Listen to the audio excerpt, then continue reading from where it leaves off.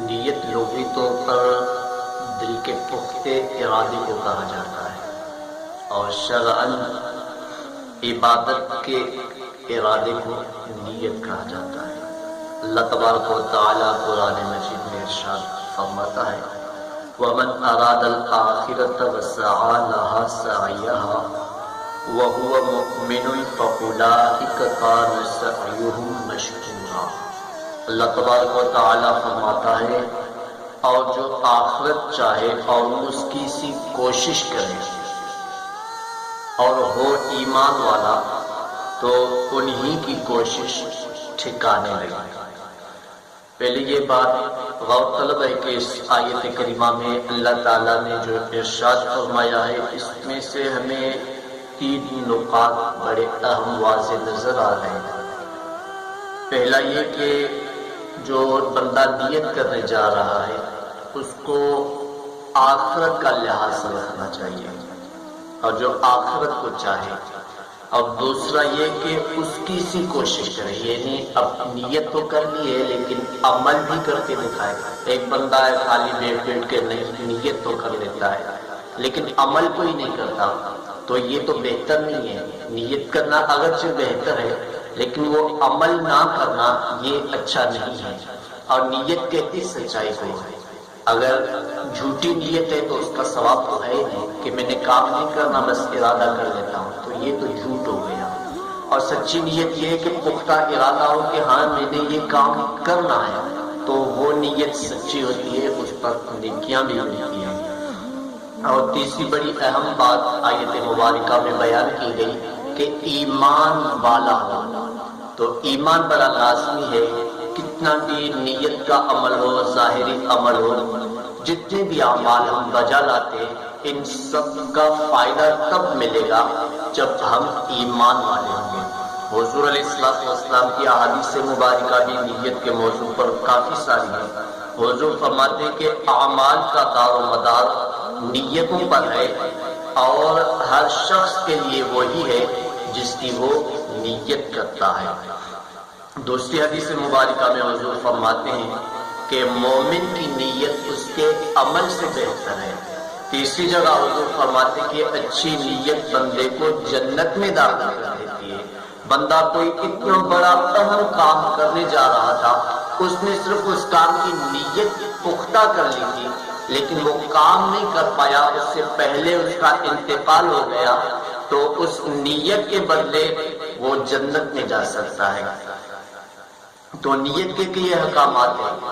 پہلا یہ کہ کوئی ایسی نیت کرنے جا رہے ہیں ایسے کام کی جو خود عبادت ہے اور کسی چیز کا وسیلہ نہیں ہے، جیسے نماز ہے تو اس کے لیے نیت کا ہونا بڑا ضروری ہے۔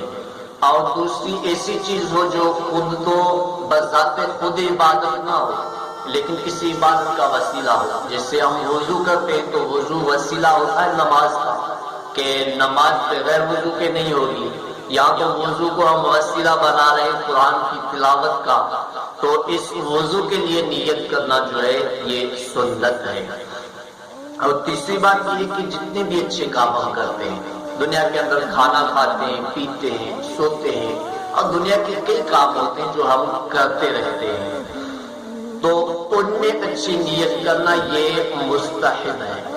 اس میں اگر آپ نیت بھی ویسے بھی اچھا کام تو کر رہے ہیں لیکن اس کے ساتھ ساتھ نیت بھی کر لیں تو انشاءاللہ وہ کام کے ساتھ نیت کا ثواب بھی ملے گا۔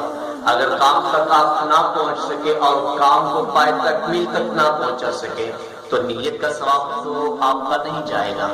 تو ہر کام، نیک کام سے پہلے ہمیں اچھی نیتیں کر لینی چاہیے۔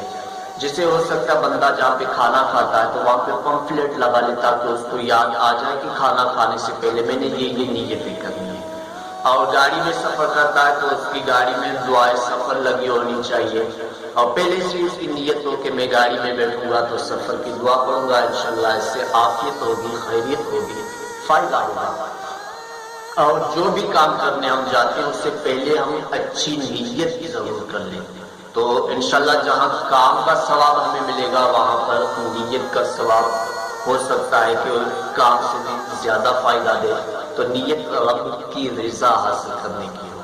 بعض دنیا والوں کو خوش کرنے کے لیے بھی ہم کام کرتے ہیں، لیکن اس میں بھی رب کی رضا کو شامل ہاتھ رکھیں کہ کسی بندے کو خوشی پہنچانا، کسی کے دکھ کو دور کرنا، کسی سے ہمدردی کرنا، اس پر میرا رب مجھ سے راضی ہوگا۔ تو رب کے لیے کریں اور لوگوں کو کتنا خوش کریں گے، تو لوگ تو خوش ہوتے نہیں ہیں، بس رب کی ذات ہے، اسے خوش کرنے کی کوشش کریں۔ تو نیت کو ذہن میں ہر وقت جو بھی آپ کام کرتے ہیں اس سے پہلے اچھی نیت ضرور کریں، اور ابھی یہ نیت کر لیں کہ انشاءاللہ جب بھی میں کوئی کام کروں گا تو اس سے پہلے ٹھہر کر، رک کر کچھ نہ کچھ اچھی نیتیں کر لوں گا۔ کئی نیتیں کی جا سکتی ہیں ہر اچھے کام سے پہلے۔ خلیفہ ہارون رشید، اس کی زوجہ زبیدہ، اس کو کسی نے خواب میں دیکھا، جب وہ انتقال کر گئی تو کسی نے خواب میں دیکھ کر پوچھا کہ آپ کے ساتھ رب نے کیا معاملہ کیا؟ تو زبیدہ بی بی کہنے لگی کہ مجھے میرے رب نے بخش دیا۔ تو پوچھنے والے نے پوچھا کہ کیا اس سبب سے رب نے بخشا جو تم نے مکہ شریف کے لیے ایک بڑا خرچہ کر کے لمبا راستہ بنایا تھا، کیا یہ وجہ بنی بخشش کی؟ تو کہنے لگی کہ نہیں، وہ تو ان کو ثواب ملا جنہوں نے وہ کام کیا، مجھے تو صرف اچھی نیت کی وجہ سے رب نے بخش دیا۔ اور یہ بات بڑی ذہن میں رکھیں کہ جب صبح آپ اٹھتے ہیں تو اٹھتے سمے آپ اسی وقت نیت کر لیں کہ انشاءاللہ آج کا سارا دن میں اپنے رب کی فرمان برداری میں گزاروں گا، اچھے اچھے کام کروں گا، کسی کو تکلیف نہیں دوں گا، 5 نمازیں پڑھوں گا، اور اپنے زبان کو ذکر اللہ میں، درود و سلام میں تر رکھوں گا۔ صبح سویرے اٹھتے ہی آپ اچھی نیت کر لیں اور عمل بھی کریں، انشاءاللہ آپ کا دن بڑا سکون کا گزرے گا۔ اور جو لوگ جو ارادے کرتے ہیں وہ کام بھی کر کے دکھاتے ہیں۔ لوگ بڑے ارادے کے پختے ہوتے ہیں، وہ صرف ارادے نہیں کر لیتے، صرف نیتیں نہیں کر لیتے، لیکن وہ کام بھی کرتے ہیں۔ تو ایسے لوگ جو پختہ ارادوں والے لوگ ہیں ان کی صحبت اختیار کیجیے، اس کی بھی کافی برکتیں بھی حاصل ہوں گی اور آپ کو عمل کرنے کا بھی ایک بہترین راستہ مل جائے گا۔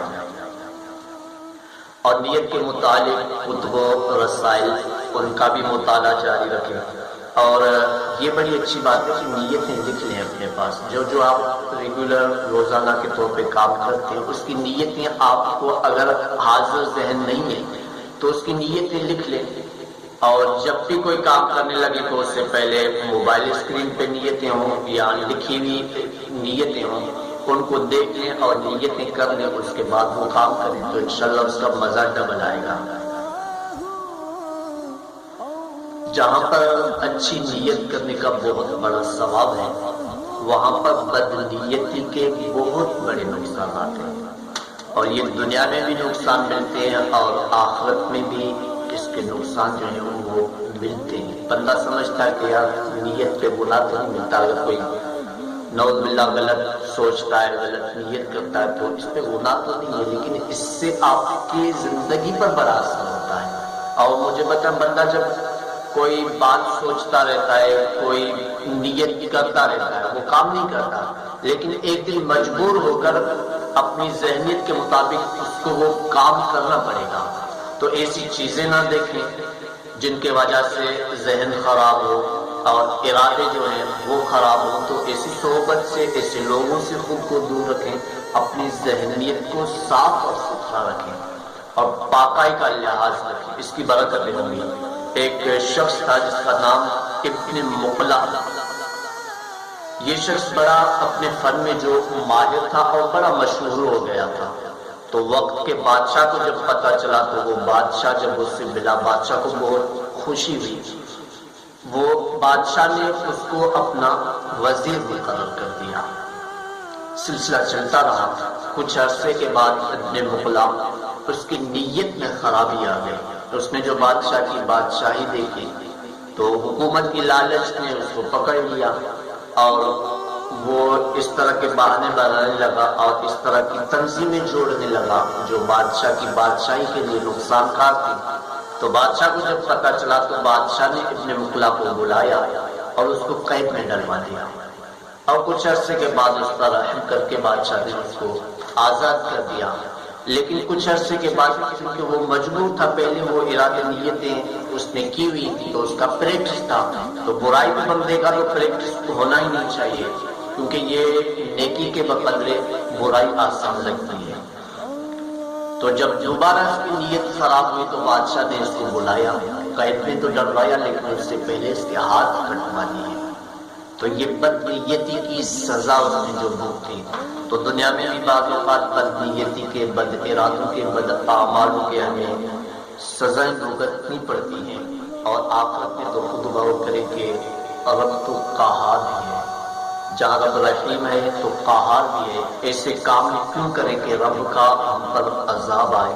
ہمیں ان باتوں سے خود کو بچانا چاہیے اور اپنی نیت کی اصلاح کیجیے، صاف نیت رکھیے، ستھری نیت رکھیے اور دل کی حفاظت کیجیے، انشاءاللہ اس کی بڑی برکتیں حاصل ہوں۔